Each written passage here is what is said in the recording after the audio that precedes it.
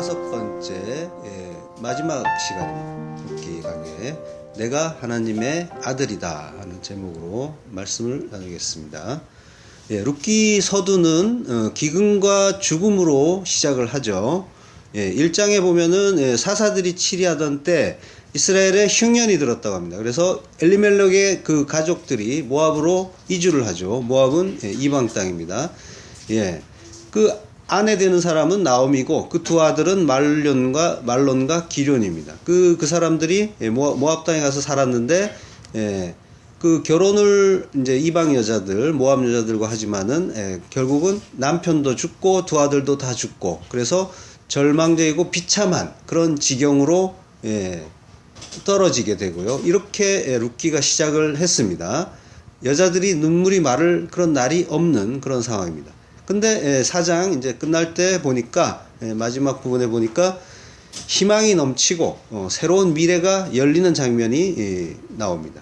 이 희망과 이 새롭게 열리는 그 미래는 단순히 가난한 과부가 부자 신랑을 만나서 아들 낳고 잘 먹고 잘 살게 됐다 이런 이야기가 아닙니다. 눈으로 보이는 대로 보면은 눈에 보이는 대로 보면은 또 그렇게 보이기도 합니다.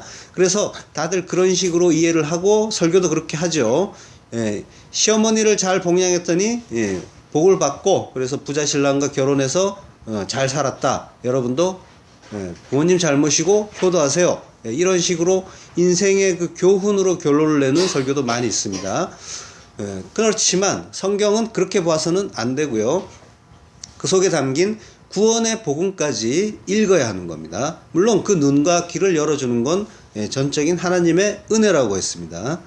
룻기의 마지막에 나오는 그 희망 그리고 그 새로운 미래 그 의미는 남편이 없어서 죽을 수밖에 없는 과부 우리를 얘기하는 겁니다. 이 성도 그 죄의 상태 죄의 종의 상태로 떨어져 있는 상태 그 상태에서 시작하는 그 성도들을 이야기하는 겁니다. 그에게는 진짜 남편이 없어요. 가짜 남편만 있습니다. 그 남편은 죽은 남편입니다. 그래서 진짜 사랑해야 할 남편, 진짜 신랑은 그 예수밖에 없는데 그 예수가 없는 상태가 바로 과부의 상태라는 이야기인 겁니다. 성경에서 나오는 과부는 그 이야기하는 거예요. 고대 시대에 남편이 없는 과부는 거의 죽은 목숨이었습니다. 그래서 그 당시는 여자의 그 사회 활동이라든가 사회 진출이 어렵던 시대고요. 그리고 사회 보장 제도도 없으니까 할 수 있는 일이 없는 거예요. 그래 거의 없기 때문에 죽을 수밖에 없는 그런 존재가 바로 과부였습니다. 엘리야와 사르밧 과부 이야기에서도 그런 내용이 나오죠. 그 아들과 함께 마지막 그 식사하고 죽겠다고 이제 작정하고 있는 그 과부를 엘리야가 만나서 구원하는 그 이야기. 그것도 역시 마찬가지입니다. 다 구원의 복음 이야기하는 겁니다.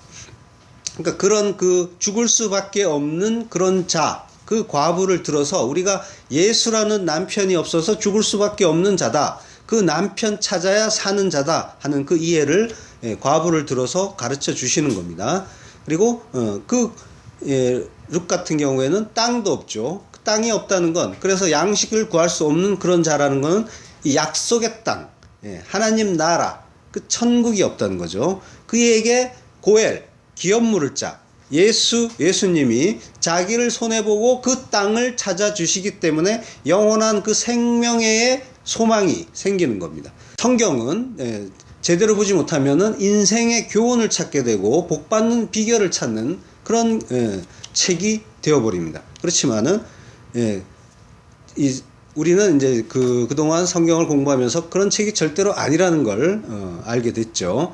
근데 그런 식으로 성경을 보는 사람들은 성경의 인물들, 예를 들면 아브라함이나 이삭이나 야곱, 에녹, 엘리야, 엘리사, 사라 이런 인물들을 보면서 그들을 본받자 배우자 우리도 누구처럼 하자 이렇게 보게 되는 겁니다. 아들까지 아끼지 않고 바친 그 믿음의 조상 아브라함 그래서 자자손손 복을 받게 됐다. 또 하나님과 약복강가에서 하나님에게도 지지 않는 그 기도와 간구로 축복을 얻어냈다. 야곱이. 그리고 또 열심히 하나님과 동행하여 죽음을 보지 않고 하늘로 엘리야와 에녹이 올라갔다. 부럽다. 그들을 본받자. 이제 그렇게 성경을 보는 경우가 많죠. 그렇지만 그들은 그런 의미로 보면 안 되는 겁니다. 아브라함은 바로 그 진리를 설명하는 인물인 거고요. 그래서 값없이 바벨론 이 세상에 살던 자, 그를 우상을 만들어 팔던 그자, 우상을 섬기던 그런 자를 하나님이 은혜로 건져내서 구원을 해주시는, 그래서 어떻게 그를 교회로 만들어 가시는가, 이걸 보여주시는 그런 인물인 거고요. 야곱도 어떻게 그가 야곱 강도에서 이스라엘이 되는가, 이걸 보여주시는 거고요. 에녹이나 엘리야도 하나님과 그 진리, 그걸로 하나가 되어버리면 이 세상에서 속하지 않는 자가 된다 하는 그런 그 진리를 가르쳐주는 그런 존재인 겁니다. 룻기의 등장인물, 나오미, 룻, 보아스, 그들도 역시 각자 예수를 설명하고 예수로부터 구원을 받는 교회, 성도를 설명하는 역할을 보여주는 겁니다. 그 역할을 살고 간 인물인 겁니다. 물론 그들은 그런 역할을 한다고 생각하면서 산 거는 아니에요. 그렇지만 하나님이 그들을 들어서 그걸 가르쳐 주는 겁니다. 물론 그들도 그 인생 각자 살면서 성도로 이렇게 지어져 가는 그런 삶을 살았죠. 어쨌든 그런 인물들을 들어서 그들의 삶을 들어서 우리에게 복음을 설명해 주시는 겁니다. 지금 살고 있는 우리도 역시 인생 속에서 나오미와 룻처럼 그들 본받자가 아니라 예수를 깨달아야 하는 겁니다. 예수를 깨닫고 구원을 깨닫고 그러한 삶을 살고, 또 보아스처럼 그 구원을 전해주는 자로 살게 되는 겁니다. 우리 역시 성경을 사는 겁니다. 우리의 인생도 성경이 되어야 합니다. 성경의 인물들, 사건들을 남의 이야기로 보아서는 안 됩니다. 내 이야기가 되어야 하는 거예요. 성경은 모두 예수 이야기면서 내 이야기인 겁니다. 그 예수 안에 내가 들어있어야 돼요. 자, 룻기의 마지막은 족보로 마무리가 되죠. 성경에는 족보가 많이 나옵니다. 누가 누구를 낳고 또 누가 누구를 낳았다, 이런 그 족보 이야기가 많이 나오는데요. 지금 오늘 룻기의 경우에는 짧아서 읽을만 한데 다른 곳에서는 엄청나게 긴 데가 많죠. 그래서 너무 길어서 별로 읽고 싶은 마음이 들지 않습니다. 그래서 건너뛰기도 많이 했죠. 다들 있으실 겁니다, 그런 경험이. 그런데 성경은 성령의 감동을 받은 성경 기자가 썼고, 그리고 성령 하나님이 편집했다고 하는 책입니다. 그렇다면은 비록 우리가 별로 보고 싶은 마음이 들지는 않긴 하지만 적어도 뭔가 의미가 있어서 쓰여졌을 겁니다. 허투루 쓰여지진 않았을 거예요. 그리고 성경은 낭비가 되는 그런 부분도 없는 책입니다. 완전한 책입니다. 우리가 룻기를 공부하면서 봤지만 의미 없이 쓰여진 구절이나 단어가 하나도 없었습니다. 하나하나 정교하게 의미심장하게 선택된 단어들로 쓰여져 있었습니다. 아마 다른 성경들도 다 그럴 겁니다. 룻기의 마지막을 장식한 족보의 그 내용과 그리고 성경의 족보에 대해서 한번 살펴보겠습니다. 오늘 족보는 베레스에서부터 시작을 했죠. 베레스에서부터 시작을 해서 보아스까지 7대가 걸립니다. 7대가 걸리면서 보아스까지 오고, 그 다음에 다윗까지 가는데 10대가 걸려요. 그러니까 7과 10이 나옵니다. 7과 10은 모두 완성의 수죠. 보아스는 룻기의 남자 주인공입니다. 고엘, 기업 물을 자, 예수 그리스도의 모형으로 나오는 인물이에요. 그러니까 자기를 손해보고 과부인 여자를 구원하고 있죠. 10대 다윗은 룻기의 그 족보의 완성입니다. 다윗은 이스라엘 사람들이 가장 좋아하는 인물이죠. 성경에서 메시아는 다윗의 자손으로 온다 하고 예언이 되어 있습니다. 지난 시간에 공부했죠. 이새의 뿌리에서 나오는 한 싹, 한 가지가 나서 결실을 한다라고 예언이 되어 있습니다. 그걸 아는 이스라엘 사람들은 다윗의 자손을 기다렸습니다. 그렇지만 그들은 다윗처럼 그 외적을 물리치고 자기들의 그 현실을 구원할 메시아를 기다렸던 겁니다. 눈에 보이는 메시아, 민속적인 그런 메시아라고 합니다. 그렇지만 그래서 다윗의 자손으로 진짜 메시아가 왔는데 그 현실이 아니라 보이지 않는 천국과 영생을 주는 메시아라고 하니까 그래서 그들은 그 진짜 하나님의 아들을 버렸죠. 그리고 바라바를 대신 이스라엘 사람들이 선택을 했죠. 바라바라는 말이 아버지의 아들이라는 말이에요.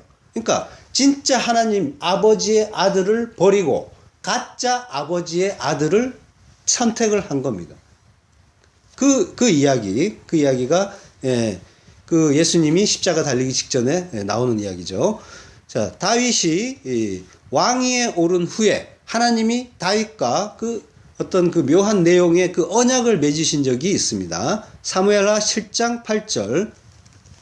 그러므로 이제 내 종 다윗에게 이처럼 말하라. 만군의 여호와께서 이처럼 말씀하시기를 내가 너를 목장 곧 양을 따른 데서 취하여 내 백성 이스라엘의 주권자를 삼고 내가 어디를 가든지 내가 너와 함께 있어 내 모든 대적을 내 앞에서 멸하였은즉 세상에서 존귀한 자의 이름같이 내 이름을 존귀케 만들어 주리라.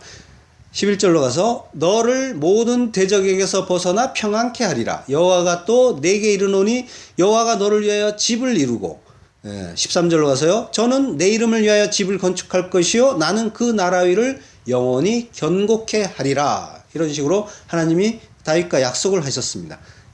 그런데 그 나라 위를 영원히 견고케 한다고 하시는데, 위라는 거는 이제 보좌, 권세를 얘기해요. 키세라는 말입니다. 그 나라 위를 영원히 견고케 하리라고 하셨는데 그 약속이 지켜지지 않았죠.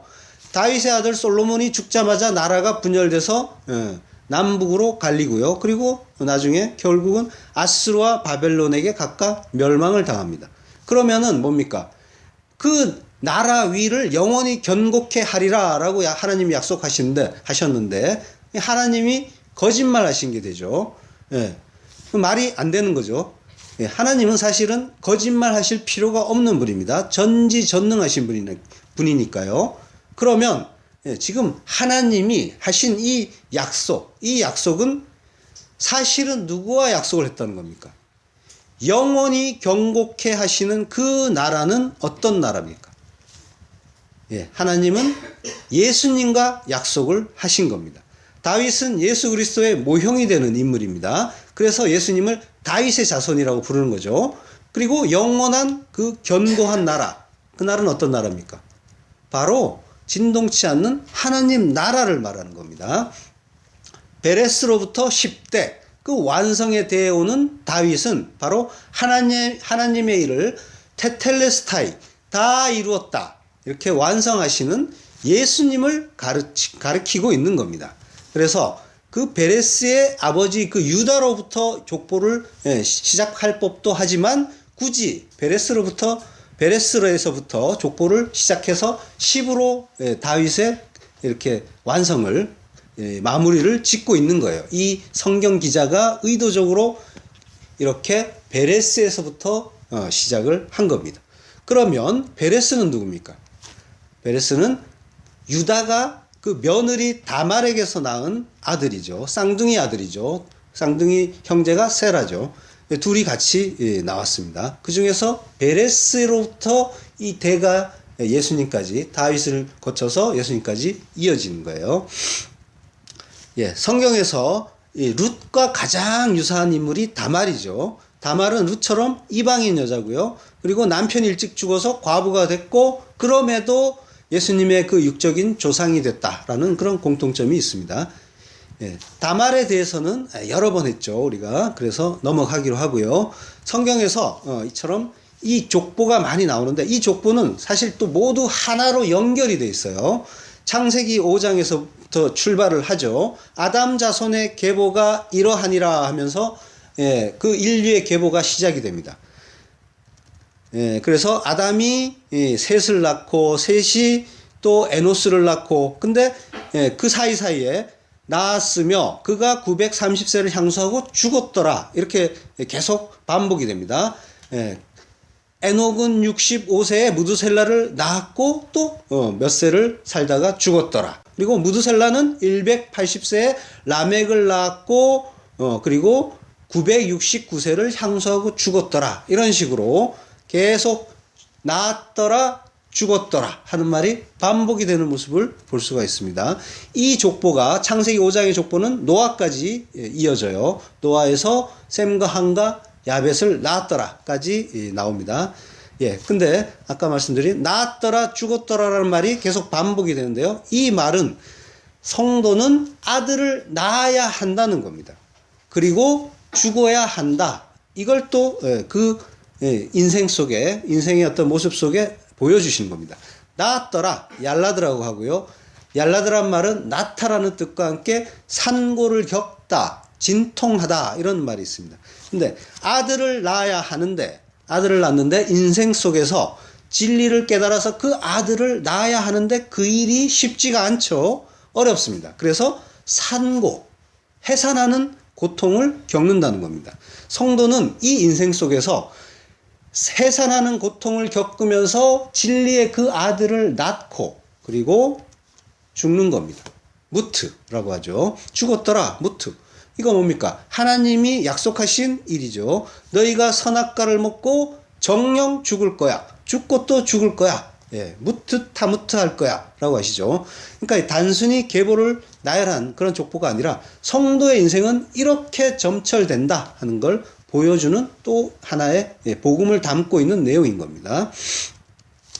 옛날 이야기나 동화책 같은 경우에는 주로 이 땅에서 잘 먹고 잘 살았더라 라고 끝나죠. 모든 사람들이 옛날 이야기나 동화책 수준의 삶을 꿈꾸고 선망하고 살고 싶어 합니다. 그 이야기들은 모두 권선징악의 어떤 형식을 갖추고 있죠. 착하게 살면 복을 받고 악당은 벌 받는다.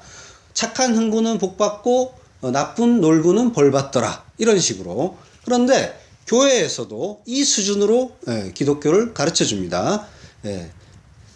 이 사람들의 대부분의 사람들이 갖는 그 욕망의 수준을 교회에서 고작 그 수준으로 가르쳐 주고 있는 거예요. 공주와 왕자가 만나서 잘 먹고 잘 살았더라. 이런 수준으로 가르쳐 주고 있는데 성경은 그 이야기 하는 것이 아닙니다. 정반대 이야기 하는 거예요. 잘 살았더라가 아니라 잘 죽었더라로 마무리되어야 되는 겁니다. 성도는 진리의 씨, 제라를 깨달아서 내 안에 간직하여 아들이 되고 그 아들의 필연성을 깨달아서 예수를 낳고 그리고 그 진리를 이웃에게 흘려 예수를 전하고 아들을 낳는 자 되는 겁니다. 그리고 그 진리로 자기를 죽이는 자, 자기 부인하고 자기 십자가에 달려 죽는 자가 되어야 하는 겁니다. 자, 노아 이후의 족보는 창세기 10장, 11장에 또 연결이 돼요. 노아의 아들 셈과 함과 야벳의 후에는 이러하니라 하면서 나옵니다.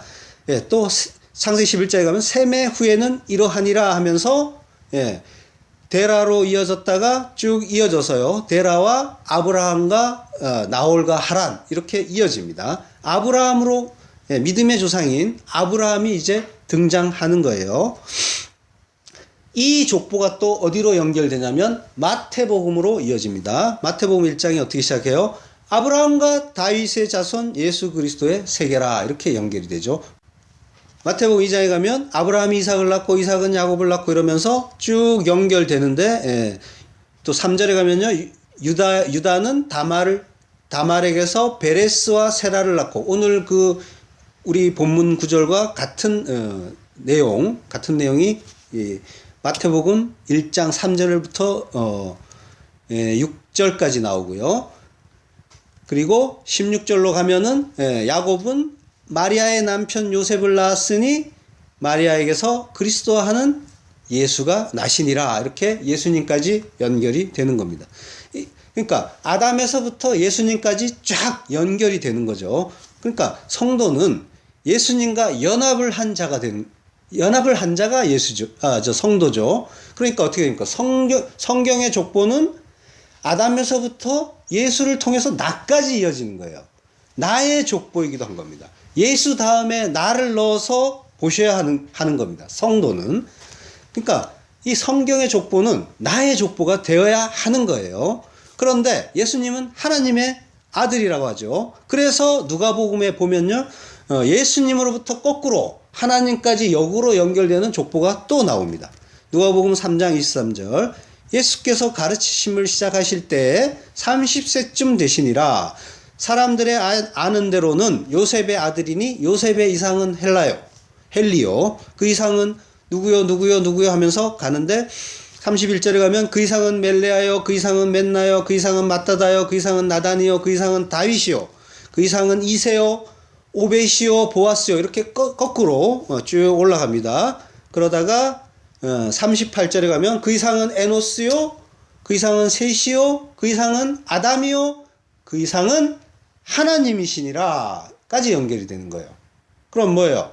예수님에서부터 하나님까지 쫙 연결이 된단 말이에요. 그럼 예수 안에 들어있는 나는 어떻게 되는 거예요? 하나님까지 하나님과 함께 쫙 이어져서 만나는 거예요. 하나님의 아들인 겁니다. 성도는. 그러니까 오늘 제목처럼 내가 하나님의 아들인 거예요. 내가 예수 그리스도와 하나가 될 때, 연합할 때, 그때 가능한 이야기겠죠. 그때 하나님은 내가 너를 낳았다라고 하시는 거예요. 그러니까 우리는 예수 안에 들어가야 되는 겁니다. 그러니까 내가 하나님의 아들이라는 걸 가르쳐 주기 위해서 이렇게 족보가 우리에게 주어진 거예요. 지루하고 귀찮은 그런 내용이 아니라 내가 하나님의 아들이다라는 걸, 너희가 하나님의 아들이야 하는 걸 가르쳐 주기 위해서 이 성경에 그 지루하고 복잡한 그 과정이, 그 족보가 쭉 나열되어 있는 겁니다. 우리는 그 족보를 타고 예수님께 연합이 돼서 그 족보를 타고 하나님까지 올라가야 하는 겁니다. 본문 18절을 보면요. 베레스의 세계는 이러하니라 하죠. 세계는 이러하다 할 때 세계는 온 세상을 얘기하는 게 아니에요. 족보를 얘기하는 거예요. 게보, 엘레, 톨레도트라고요. 게보는 이러하니라, 약전이 이러하니라, 세계가 이러하니라. 이 말이 전부 엘레 톨레도트예요. 창세기 2장 4절에 보면요. 여호와 하나님이 천지를 창조하실 때 천지에 창조된 대략이 이러하니라. 대략이 이러하니라. 이게 또 엘레 톨레도트고요.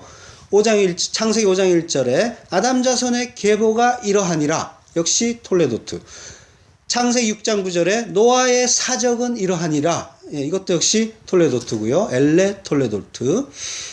톨레도트가 계보예요. 세보, 세계, 대략, 약전 이런 말입니다.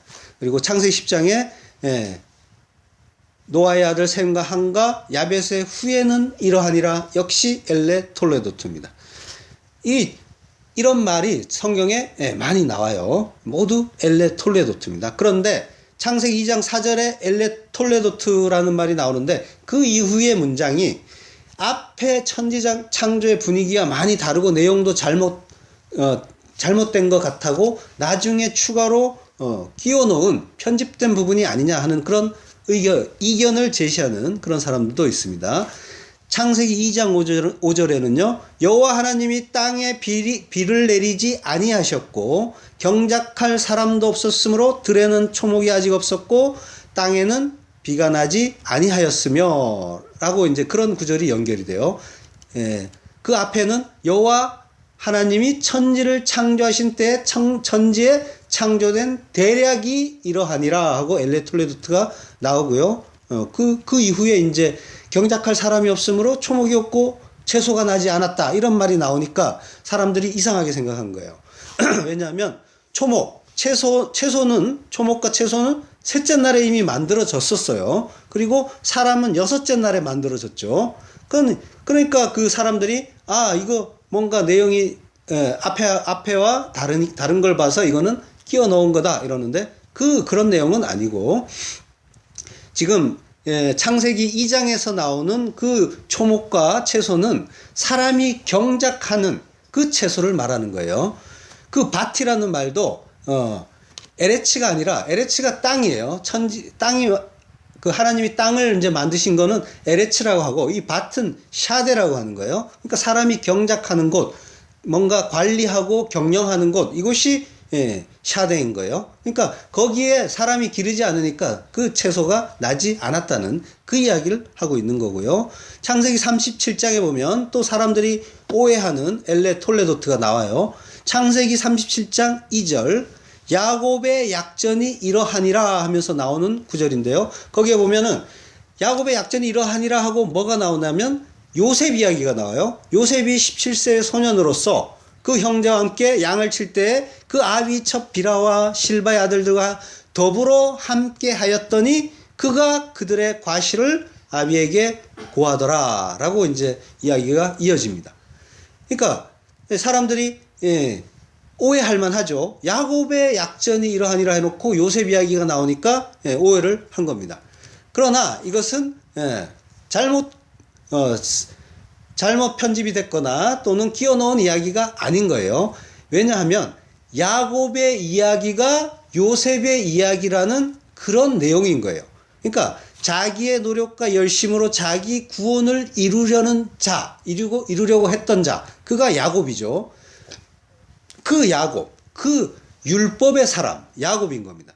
이 실족시키는 자 강도가 하나님께 그 환도뼈를 얻어맞고 그 율법을 나의 어떤 그런 그 진리의 말씀, 생명의 말씀으로 간직하게 됐을 때, 나는 그 생명의 주관자가 아니구나. 나는 하나님만 의지해야 되는구나. 이걸 깨달았을 때 그가 이스라엘이 된 거예요. 그 삶을, 그 야곱의 삶을 요셉이 설명해 주는 거예요. 그래서 야곱의 약전이 이러하니라 하고 이야기를 시작하면서 요셉 이야기가 나오는 거예요. 그리고 요셉에게는 하나님이 밖에서 이야기하는 장면이 한 번도 나오지 않아요. 왜냐하면 요셉은 이미 하나님 말씀을 그 안에 가진 자, 진리를 마음에 가진 그런 자기 때문에, 그래서 그런 삶을 살고 있는 자이기 때문에 하나님이 밖에서 말씀하지 않는 거예요. 자, 그 요셉의 이야기를 하는데, 근데 또 이상한 이야기가 뭐냐면, 거기에 또 유다의 이야기가 또 끼어들어 있어요. 그러니까 요셉이 형들에게 팔려서 애굽으로 가자마자 유다의 이야기가 나와요. 유다와 다말의 그 스캔들, 추문이 또 끼어들어요. 참 그 더러운 이야기예요. 이런 이야기가 성경에 참 있을 필요가 있나 싶을 정도로 추하고 더러운 이야기가 바로 이 유다와 다말 이야기죠. 글쎄 그 시아버지와 며느리가 통관을 해서 아들을 낳았는데 그 아들이 메시아의 조상이 된다고 하는 게 이게 아마 그 신앙생활 처음 하는 사람들은 이런 구절에서 많이 걸렸을 겁니다. 근데 이 유다의 이야기 역시 야곱의 이야기라는 거예요. 그러니까 요셉도 이스라엘, 야곱이고 유다도 이스라엘이라는 거예요. 다 그 이야기라는 거예요. 그 유다와 이스라엘이 같은 내용을 담고 살다간 존재이기 때문에 그 유다와 이스라엘, 요셉의 삶을 하나로 묶어서 성경이 보여주는 거예요. 나중에 이스라엘이 남부로 갈라졌을 때 남유다, 북이스라엘 이렇게 부르죠. 그러니까 유다와 이스라엘은 같은 이스라엘이라는 거예요. 그래서 나중에는 또 이스라엘 사람들을 유대인이라고 부르죠. 그러니까 유대와 이스라엘은 같은 거예요. 혼용이 되는 겁니다. 그 이야기는 또 뭐냐면 이스라엘은 또 교회죠. 성도죠. 다 우리 이야기라는 거예요. 이스라엘, 영적 이스라엘, 이거 우리니까 교회, 성도, 요셉, 유다 모두 같은 우리 이야기입니다. 그래서 유다의 후손으로 예수님이 오시는 거예요. 그래서 그 이스라엘의 삶은 그래서 또 요셉으로 결론이 나죠. 창세기가 그래서 요셉으로 끝나는 거예요. 그리고 그 요셉이 결국은 유다와 야곱, 이스라엘, 그를 살려내요. 그죠?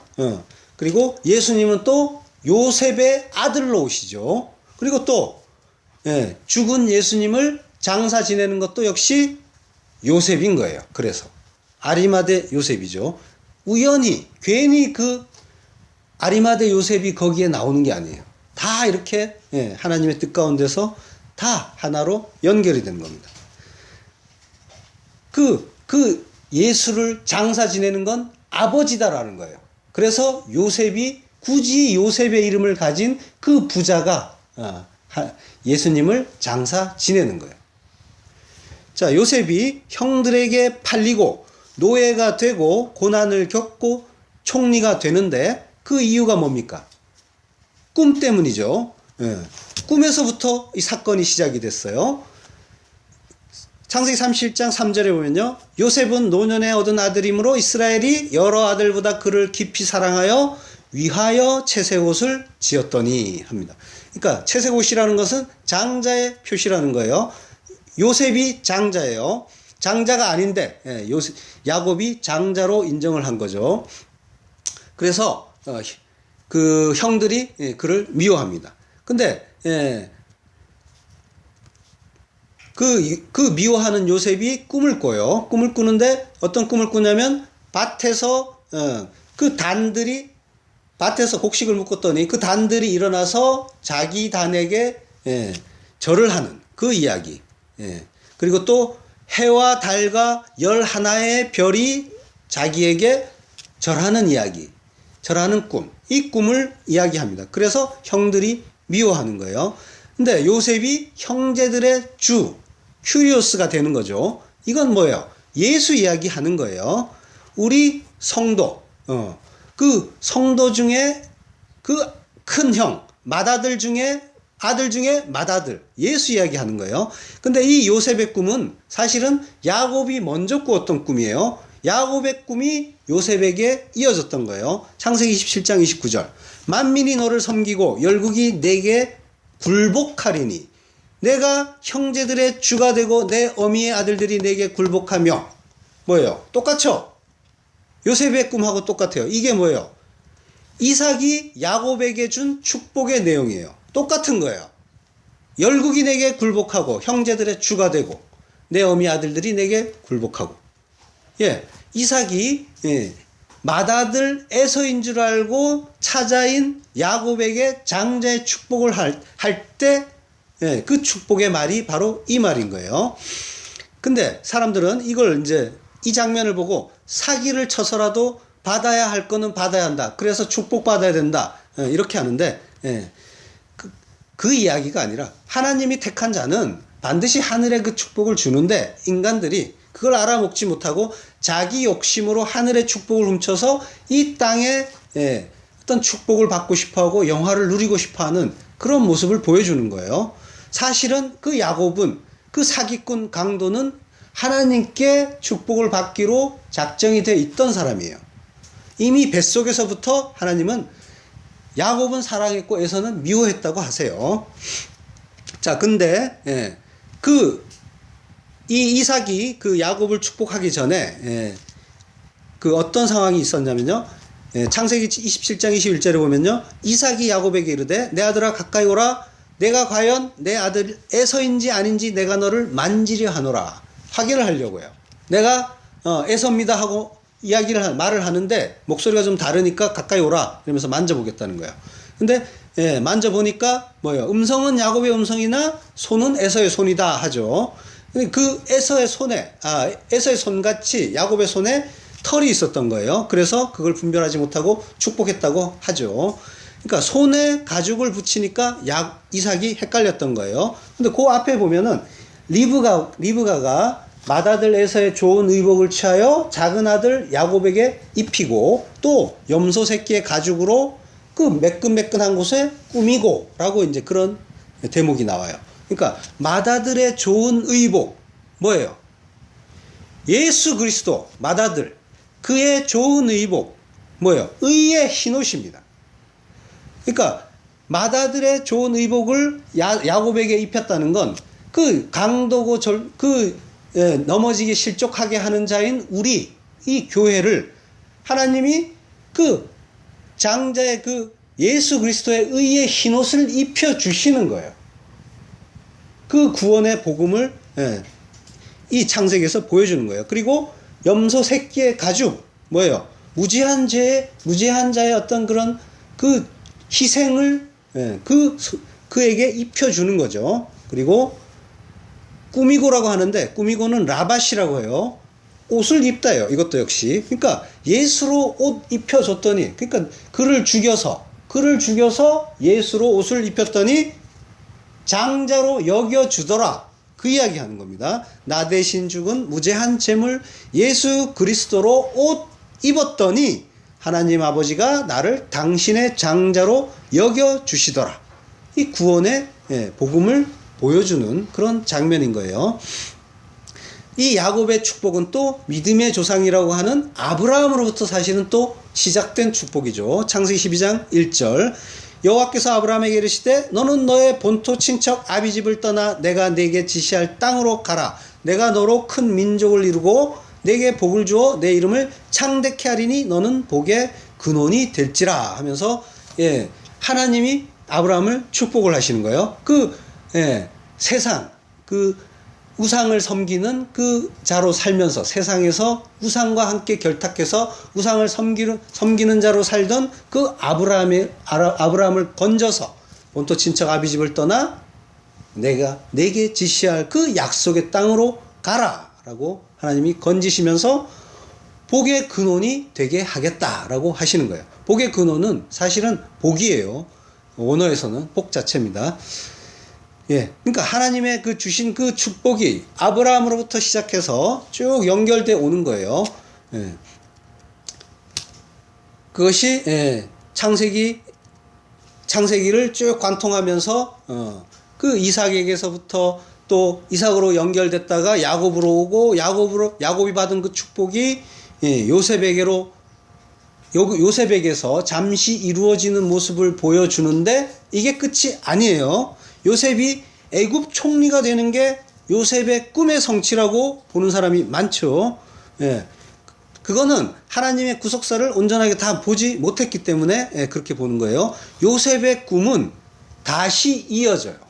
누구에게로 이어지냐면 유다에게로 이어집니다. 창세기 49장 8절 유다야 너는 내 형제의 찬송이 될지라 내 손이 내 원수의 목을 잡을 것이요 내 아비의 아들들이 내 앞에 절하리로다.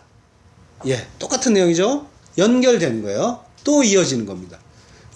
그게 이제 10절에 가면요. 홀이 유다를 떠나지 아니하며 치리자의 지팡이가 그 발 사이에서 떠나지 아니하시기를 실로가 오시기까지 미치리니 그에게 모든 백성이 복종하리로다. 지금 이 축복의 내용은 야곱이 죽기 전에 아들들을 축복할 때 12아들 축복할 때 유다에게 준 그 축복이에요. 유다에게 준 그러니까 축복이면서 예언이죠. 홀이 유다를 떠나지 않으며 치리자의 지팡이가 그 발 사이에서 떠나지 않겠다고 하죠. 통치권을 가진다는 거예요. 언제까지? 실로가 오시기까지. 실로는 뭐예요? 실로는 안식을 주는 자, 메시아입니다. 구원하시는 분. 그러니까 유다 지파의 사자로 오시는 예수님이 오시기까지 유다 지파가 그 통치권을 붙잡고 가는 거예요. 그러다가 완전한 그 메시아에게 영원한 그 통치권을 넘겨드리는 거죠. 그가 영원한 그 통치를 하시는 거예요. 지금 이 족보가 그리고 그 축복이 다 이렇게 다 연결이 돼서 예수 그리스도에게로 다 마무리가 소급이 되는 거예요. 그걸로 다 귀결이 되는 거예요. 그 축복의 성취가 우리 성경에서 나오는 그 베들레헴에서 다윗이 탄생하는 오늘 10번째 그 때에 그 다윗이 나오는 그 이야기인 거고 또 그 복음서에서 나오는 베들레헴에서 우리의 메시아 예수 그리스도가 탄생하는 그 이야기인 겁니다. 같은 이야기인 거예요. 그러니까 예수님이 또 갈릴리에 사시다가 갈릴리에 사신 거 아니고 그 육의 부모 요셉과 마리아가 갈릴리에 살다가 굳이 베들레헴에 와서 만삭인데 굳이 베들레헴에 와서 예수를 낳죠. 왜? 성경을 이루려고요. 누가복음 1장 보면요. 이때 누가복음 2장이죠. 2장의 1절에 보면은 이때 가이사 아구스토가 영을 내려 천하로 다 호적하라 하였으니 시저 그 로마 황제 아우구스투스가 그 주민등록을 새로 해라 이렇게 하니까 그 갈릴리에 살던 이 마리아와 요셉이 이 베들레헴까지 오는 거예요. 그 아들을 낳아서 머물 곳이 없어서 이 여관에 가죠. 사관에 있을 곳이 없어서 그 강보에 싸서 구유에 뉘는 그런 장면이 굳이 연출이 되는 겁니다. 나오는 거예요. 그 구유는 뭐라고 했습니까? 짐승의 먹이통. 짐승은 낙이 예수님이 낙이 타고 올라가시죠. 그 낙이, 그 붉은빛 짐승, 그 짐승의 먹이통에 예수님이 오신 거예요. 그 나를 먹으라는 겁니다. 이 생명의 양식인 나를 먹고 나를 태우고 그 예루살렘으로 올라가서 십자가에 달려서 죽는 겁니다.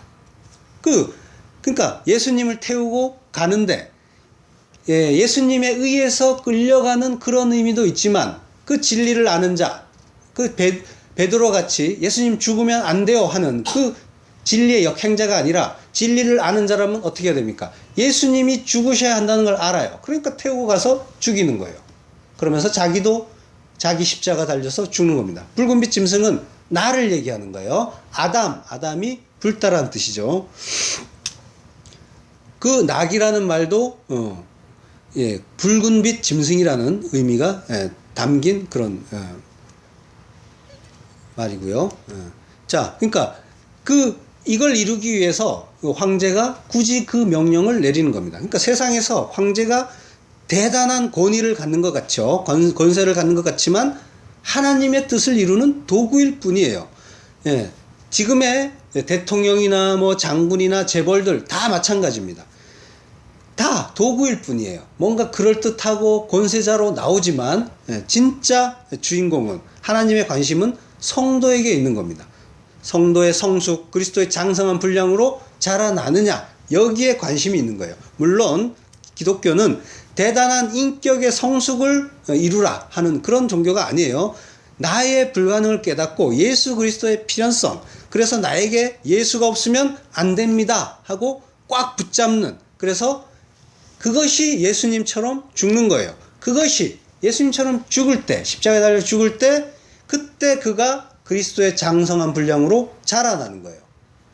괜히 무슨 시답지 않게 뭔가 성숙한 인격을 이루고 뭔가 예수 믿는 사람은 이래야 돼 하는 그런 어떤 기준을 따라가는 것이 아니라, 기준에 도달하는 그것이 기독교의 목표가 아니라 예수님처럼 예수님 태우고 그 골고다 가서 함께 십자가에 달려 죽는 거예요. 그 우편 강도처럼.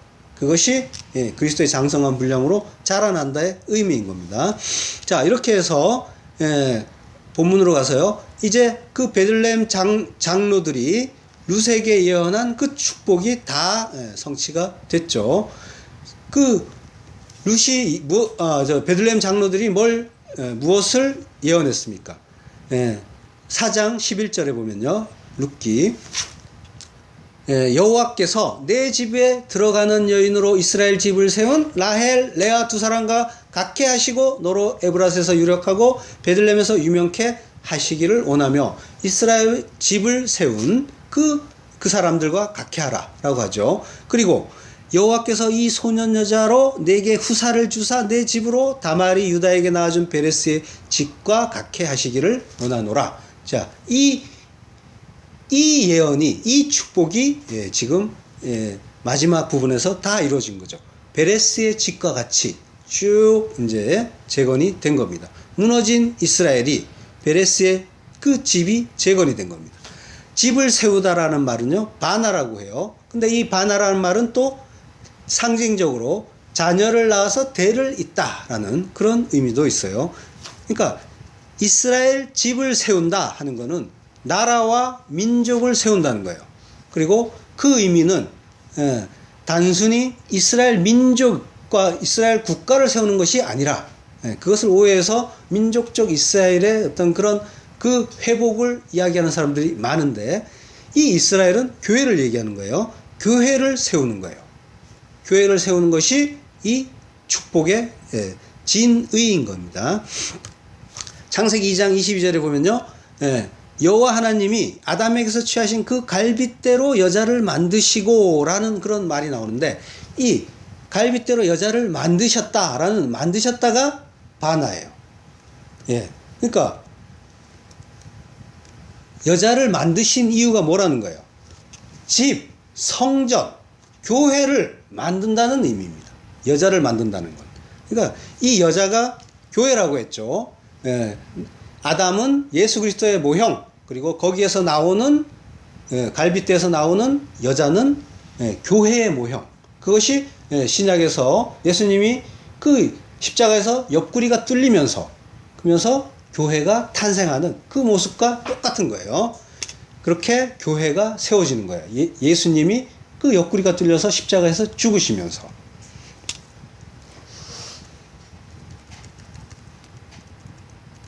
모든 백성과 장로가 보아스에게 하는 그 축복의 내용에서 그 특이한 점이 있는데요. 그것은 뭐냐면 집이라는 말이 자꾸만 반복돼서 나오는 겁니다. 내 집으로 들어가는 여인, 이스라엘 집을 세운 라헬, 그리고 내 집으로 다말이 유다에게 낳아준 베레스의 집과 같이 이 집이란 말은 바이트라고 하고요. 베들레헴이라고 할 때 벳레헴이죠. 그러니까 양식의 집이에요. 이 벳은 바이트와 같은 말이에요. 이 명사가 연결될 때는 약간 변형이 있어요. 그래서 바이트라는 단어가 변형돼서 벳이 된 거예요. 그러니까 이런 식으로 집을 만드는 집이라는 말이 이 벳에 바이트에 담겨 있어요. 그 집은 최종적으로 뭐예요? 교회를 세웠는데 그 교회가 어디에 있다는 거예요? 어디에 그 집이 서요? 바로 나죠. 내 안에 그 집이 서는 거예요. 그 집은 성전을 얘기해요. 그래서 구약에서 집이라는 말이 많이 나오는데 그 집은 계속 성전의 의미를 가져요. 그 성전도 역시 마찬가지고 다 이 성도의 그 마지막 만들어질 그 약속의 땅, 하나님 나라, 그걸 향해서 성경이 진행이 되고 있는 거예요. 이스라엘 백성들이 가나안 땅에 들어가죠. 약속의 땅. 그것도 역시 모형이에요. 거기가 완성이 아니라 성도에게 이루어질 그 하나님 나라, 그 약속의 땅, 이거의 모형인 거예요. 가나안 땅도. 그러니까 결국 만들어져야 될 곳은 어디예요? 성도의 몸이에요. 이 안에서 하나님 나라가 이루어져야 돼요. 그 나라가 이루어지고 있느냐 말이에요. 하나님께 순종하고 하나님이 통치하시는 그 나라를 만드셔야 하는 거예요. 이 땅을 사는 동안 그 나라를 만드셔야만 합니다. 그 하나님 나라가 되지 않는다면 그는 영원한 멸망인 거예요.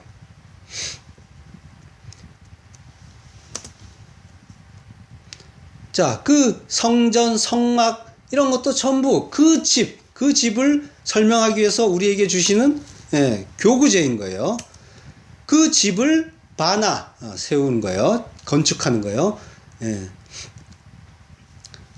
하나님은 마치 건축자처럼 우리의 구원을 지으시고 설계해 가시는 거예요. 그 성경 내내 그 모습을 보여주세요. 그래서 노아의 홍수 때는 방주를 만들게 하시죠. 그래서 잣나무로 지어라, 칸을 막고 역청으로 안팎에 칠해라, 장은 몇 규빗, 광은 몇 규빗, 고는 몇 규빗 이러면서 그 설계자의 모습을 보여주세요. 그리고 출애굽 때는 시내산에서 모세를 통해서 성막을 또 짓게 하시죠. 그래서 그 식양에 따라서 그거를 지어라라고 하나님이 세세하게 다 가르쳐 주세요. 이 모든 것들을 다 이렇게 가르쳐 주는 거예요. 이 모든 또 그 내용은 예수 그리스도의 내용이에요. 그 내용을 가르쳐 주시면서 그 나라, 그 예수 그리스도가 이 내 안에서 그 나라를 완성하는 거기까지 이어가시는 겁니다. 성경은 다 이런 식으로 예수 이야기하는 거고 구원을 설명하고 있는 거예요. 하나님은 당신의 구원을 다양한 방법으로 우리가 알고 있는 방식을 들어서 설명해 주세요.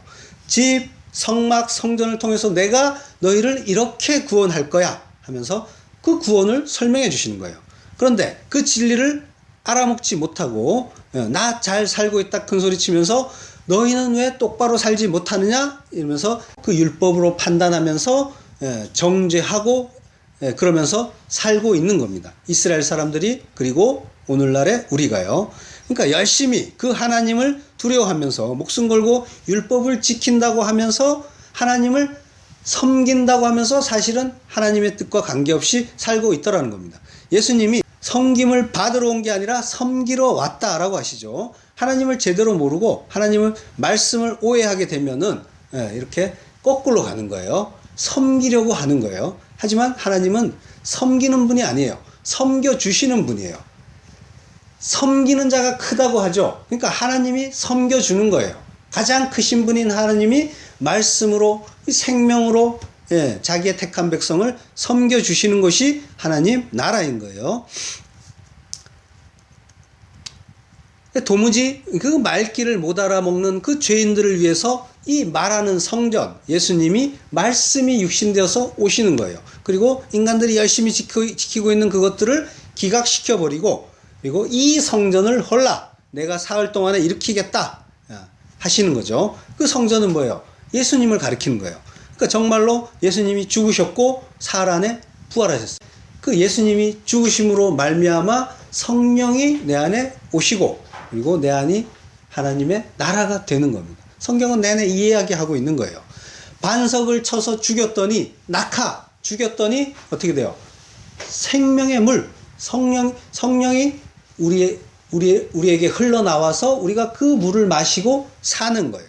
그 모습, 다 그 이야기 하는 겁니다. 그 예수님의 몸이 언약의 기둥 위에서 죽으시니까 진짜 생명이 8의 날에 그 부활을 하시는 거예요. 우리는 그 죽음을 죽어야 되는 겁니다. 그 다나토스의 죽음을. 그러니까 죽은 자만이 그 부활의 생명을 얻게 되는 겁니다. 다나토스의 죽음, 무트타무트의 죽음.